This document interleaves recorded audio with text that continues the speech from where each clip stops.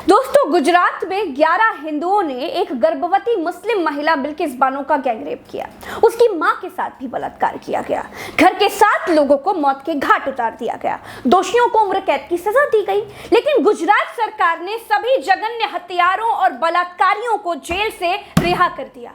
पूछा गया क्यों छोड़ दिया गया। इस पर दरिंदों को छोड़ने वाली कमेटी में मौजूद भारतीय जनता पार्टी के गोधरा के विधायक सीके राहुल जी कहते हैं, रेपिस्ट ब्राह्मण हैं, उनके अच्छे संस्कार हैं। वाह, ब्राह्मण लोग थे और वैसे भी ब्राह्मण के जो कुछ है उसके संस्कार भी बड़ा अच्छा था। इस पर भारत देश की मेन स्ट्रीम मीडिया, जिसे गोदी मीडिया कहते हैं, वहां सन्नाटा है। दिन भर बकर बकर करने वाली एक भी महिला एंकर ये नहीं बोल पाई कि ये गलत हुआ। गुजरात में दिन दहाड़े हत्या और बलात्कारियों को छोड़ दिया गया। महिला राष्ट्रपति से कोई मतलब नहीं, सत्ता पक्ष की एक भी महिला सांसद से कोई मतलब नहीं। गुजरात में चुनाव होने हैं, मुसलमान पीड़ित औरत है, अपर कास्ट अपराधी है, वोट कॉम्बिनेशन ठीक बैठेगा, बस कर दिया गया।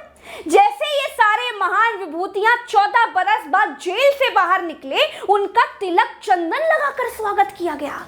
जैसे ये बलात्कार करके नहीं, हत्या करके नहीं, आजादी की लड़ाई लड़कर जेल गए थे और आजादी के अमृत महोत्सव में बाहर निकले हैं। ये मैडम पहले कहती थी तमाशा नहीं देखेंगी, लेकिन आज मुंह में दही जमाए बैठी हैं कि अगर एक 5 साल की बच्ची का बलात्कार होता है तो चुपचाप बैठकर ये हाउस तमाशा नहीं देखेगा। हाथियों के दांत खाने के कुछ और दिखाने के कुछ और होते हैं। दोस्तों, कोई बोले चाहे ना बोले, लेकिन मैं पूछती हूँ गुजरात सरकार से, मैं पूछती हूँ सुप्रीम कोर्ट से, मैं पूछती हूँ हाई कोर्ट से, मैं पूछती हूँ गुजरात के गवर्नर से, मैं पूछती हूँ देश की राष्ट्रपति से, ये हत्यारे, ये बलात्कारी मुरारी बापू की कथा सुनने के लिए गए थे क्या, जो चाल चलन देखकर छोड़ दिया गया? आजादी के अमृत महोत्सव का क्या मतलब है?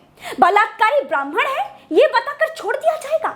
जिन लोगों ने गर्भवती महिला का गैंगरेप किया, उसकी मां का गैंगरेप किया, सारी महिलाओं का गैंगरेप किया, परिवार के 7 लोगों की हत्या कर दी, ऐसे लोगों के भीतर कौन सी अदालत को, कौन सी सरकार को, कौन से कोर्ट को मासूमियत दिख सकती है? भाई, भारत देश की ज्यादातर पावर में बैठी महिलाएं गुलाम हो चुकी हैं।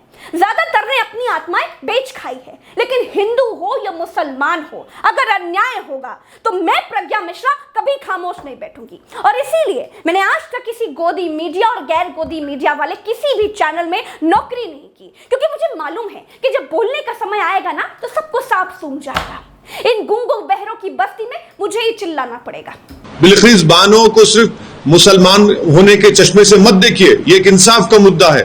शर्म आती है मुझे ये कहने में कि सबसे ज्यादा बेटी बेटी बेटी बेटी करने वालों का देश एक मुस्लिम बेटी के साथ हो रहे अन्याय के खिलाफ बिल्कुल चुपचाप खड़ा है। ये वही भारत देश है जो दिल्ली में निर्भया के लिए सड़कों पर उतर गया था। एक मुस्लिम औरत के साथ हो रहे अन्याय के खिलाफ जो भारतवासी न बोल पाए, उसे चूड़ियां पहन लेनी चाहिए, सिर पर पल्लू डालकर चूल्हा चौका संभाल लेना चाहिए। हिंदू मुसलमान में बढ़कर यह समाज नपुंसक हो चुका है और धिक्कार है मुझे ऐसे समाज पर जिसने पट्टियों का पट्टा पहन लिया हो और धर्म का चश्मा लगा लिया हो। और धिक्कार है ऐसी पढ़ी लिखी महिलाओं पर, ऐसी एंकरों पर जिन्होंने सरकारी बोटी मुंह में दबा रखी है। आज मैं आपको बिल्किस बानो की कहानी सुनाऊंगी। जो सीबीआई ने अपनी चार्जशीट में लिखा था वो बताऊंगी। अपने आप को महान कहने वालों, अगर हिम्मत हो ना तो सुनना। आज नामर्दों की भीड़ को मैं एक बेटी को रौंदने और नोचने का किस्सा सुनाने जा रही हूँ। 27 फरवरी 2002 को नरेंद्र मोदी के गुजरात में दंगे भड़क उठे। दंगाइयों से बचने के लिए बिल्किस बानो गोद में 3 साल की एक मासूम सी बेटी और गर्भ में 5 महीने का बच्चा लेकर घर के 15 लोगों के साथ गांव से भाग निकली। बकरीद का दिन था, आसपास के सारे घर जल रहे थे। छिपते छिपाते जान बचाते 3 मार्च 2002 को बिल्किस का परिवार छप्परवार गांव पहुंचा और खेतों में छिप गया। खेत में बिल्किस और उसके पूरे परिवार पर हमला हो गया। बिल्किस और 4 महिलाओं को पहले मारा गया, फिर सबके साथ बारी बारी रेप किया गया। इनमें बिल्किस की मां भी शामिल थी। परिवार के 7 लोगों को मार दिया गया। इनमें बिल्किस की छोटी सी बेटी भी थी। इस कांड के 3 घंटे के बाद बिल्किस बानो को होश आया। होश में आने के बाद उसने एक आदिवासी महिला से कपड़े मांगकर अपने शरीर को ढका। इसके बाद वो एक होमगार्ड से मिली जो उसे शिकायत दर्ज कराने के लिए लिमखेड़ा थाने लेकर गया। वहां दोषियों से साठगांठ किए बैठे कांस्टेबल सोमा भाई गौरी ने उसकी शिकायत दर्ज की। बाद में गौरी को अपराधियों को बचाने के आरोप में 3 साल की सजा मिली। बिल्किस को गोधरा रिलीफ कैंप पहुंचाया गया और वहां से मेडिकल जांच के लिए अस्पताल ले जाया गया। उनका मामला राष्ट्रीय मानवाधिकार आयोग पहुंचा। सुप्रीम कोर्ट ने सीबीआई जांच का आदेश दिया।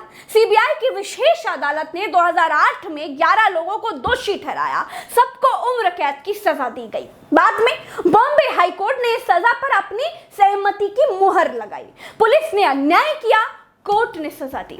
डॉक्टर ने झूठी रिपोर्टें बनवाई, उनको सजा मिली। पूरा सिस्टम मिला हुआ था।